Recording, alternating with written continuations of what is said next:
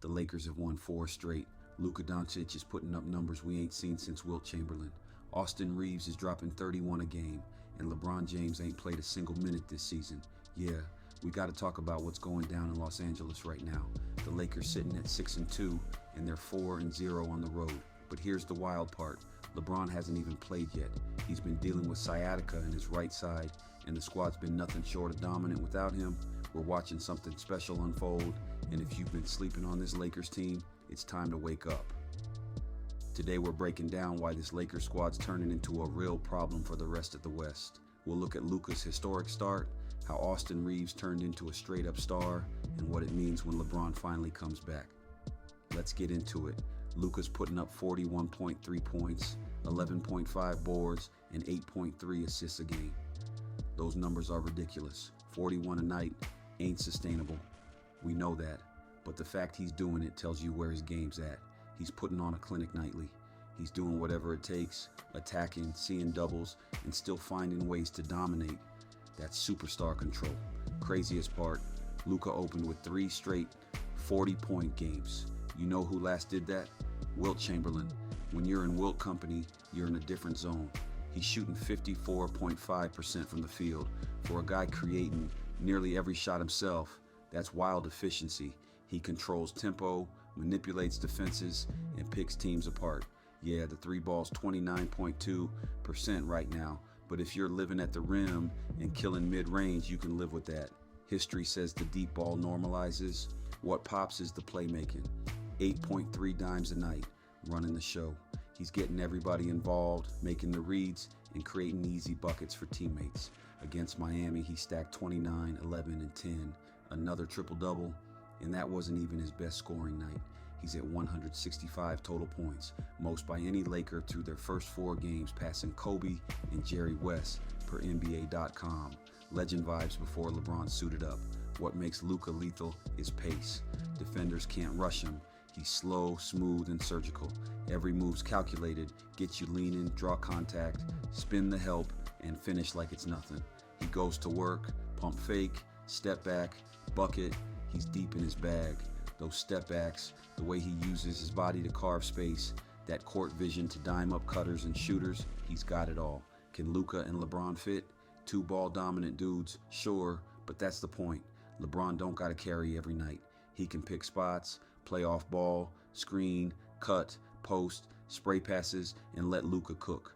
2 elite processors together. That ain't a conflict. It's a nightmare for defenses. Together, they're 2 of the highest IQ players alive. That ain't a problem. It's a defensive nightmare.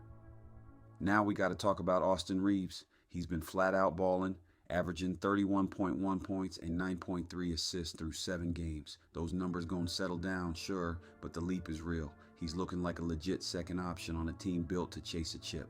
When Luka sat for 3 games, Reeves averaged 40. He said, "You need someone to carry the offense? I got you." And then he did it. That's star energy. That's the kind of stretch that changes how the league views you. He's shooting 48.9% from the field and 90% from the line. That tells you he ain't just chucking shots. He's attacking, drawing fouls, and finishing plays that matter. From deep, he's at 34.4%, which keeps defenses honest enough. But that clutch gene, that's real. He hit that game winner against Minnesota, cut through traffic, pulled up, and buried it. That's a moment you build confidence off of. Reeves is valuable because he's versatile. He can run point when Luka's sitting or space the floor when Luka's cooking. He reads the floor like a vet, knows when to attack, when to facilitate, and when to slide out the way. That's basketball IQ. The Lakers bet on him early, and it's paying off big. That's lethal. You give LeBron, Luka, and Reeves the same floor, man, that's 3 shot creators and 3 playmakers. That's problems for any defense. Here's where it really gets interesting for the Lakers. Their depth is legit.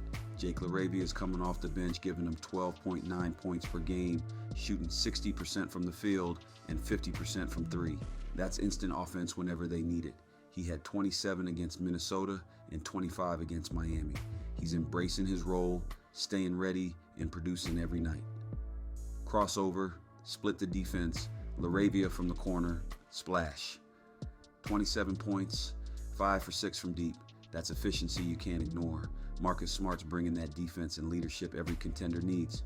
He's only putting up 9.2 a game, but that ain't his job. He just hit his 1,000th career steal. That's all you need to know about his impacts. He takes the toughest assignment, sets the tone, and never takes a play off. DeAndre Ayton's holding down the paint, averaging 17 and 8 on 65% from the field. He's been dealing with some back spasms, but when he's healthy, he's a problem inside. Against Portland, he dropped 29 and 10 on his old squad. That's motivation turned production. Now that Portland game was wild. Luka and Reeves both sat out, and the Lakers still won on the road. Rui Hachimura went for 28 on 66% shooting. Nick Smith Jr. on a two-way contract dropped 25 with 5 threes. The Lakers shot 58.8% as a team. When your role guys are that efficient, when they step up no matter who's playing, that's how you know you got something brewing. Let's zoom out. The Lakers are second in field goal percentage at 52%. That's elite efficiency. They're putting up 119.3 a game and doing it through ball movement. 27 assists per night puts them middle of the pack, but that number's going to rise once LeBron's back. 3 elite playmakers on one floor. That's wild. 3-point shooting's the one weak spot. 33.1%. 22nd in the league, but they're making up for it in the paint. 7th in the NBA with 55.7 points inside per game. When you got Luka and Reeves attacking the rim, plus Ayton cleaning glass, you can survive average shooting outside. Add a little more floor spacing though, and this offense could explode. What really stands out, they're 4-0 on the road. They're winning in hostile gyms without their best player. That's mental toughness, that's composure, that's contender DNA. The Lakers are proving they can win different ways. They can grind out games, run up the score, or rely on their depth. That versatility is what separates them. Now the big question, what happens when LeBron comes back? He's been out with sciatica, and that's the kind of thing that can linger. It affects mobility, explosiveness, all that. So the Lakers are playing it smart. They're not rushing him back when they're already winning.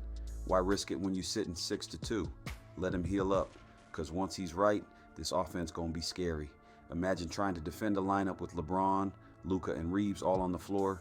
Who you put your best defender on? If you focus on stopping Luka, LeBron gonna pick you apart.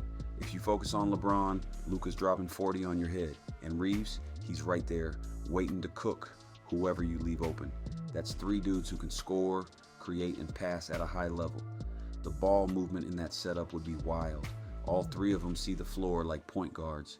The reads they'd make, the cuts they'd hit, the open threes they generate. That's beautiful basketball. And LeBron's gravity alone opens up space for guys like LaRavia and Smart.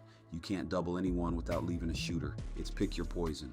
The only real challenge, managing minutes and touches. But honestly, that's a good problem. LeBron's at a stage where 30 to 32 minutes a night is perfect. Let Luka carry the heavy lifting through the regular season. Keep LeBron fresh for the playoffs. That balance could be the difference in May and June. The West is stacked this year. Denver, Minnesota, OKC, Phoenix, you name it. But right now, the Lakers look like they belong at the top of that combo. They got the star power, the depth, and the vet leadership. That's the formula. And what's crazy is, the chemistry's coming together faster than anybody expected. The next few weeks gonna tell us a lot. Can Luka keep up anywhere close to this level? Can Reeves stay this efficient and aggressive? And how does the squad adjust when LeBron's back and the touch has got to be shared again? Those are the real tests. But so far, there's every reason to feel good if you a Lakers fan. The Lakers are becoming a straight-up problem. Luka's having a historic start. Reeves looks like a real co-star. The supporting cast is deeper than anyone thought. And LeBron ain't even suited up yet.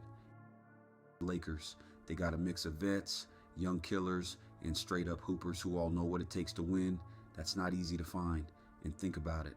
LeBron's coming back soon. You add one of the smartest players ever into a system that's already rolling, that's nightmare fuel for the rest of the league. The question ain't if they'll make the playoffs. It's how high their ceiling really is. They got the talent, they got the mindset, and they got the hunger. And that's dangerous. Every team in the West should be watching tape right now, trying to figure out how to slow this group down. Good luck with that. Lakers fans, enjoy this. This is the kind of start that builds belief. You can see it, you can feel it. The Lakers are back, and they're coming for everything.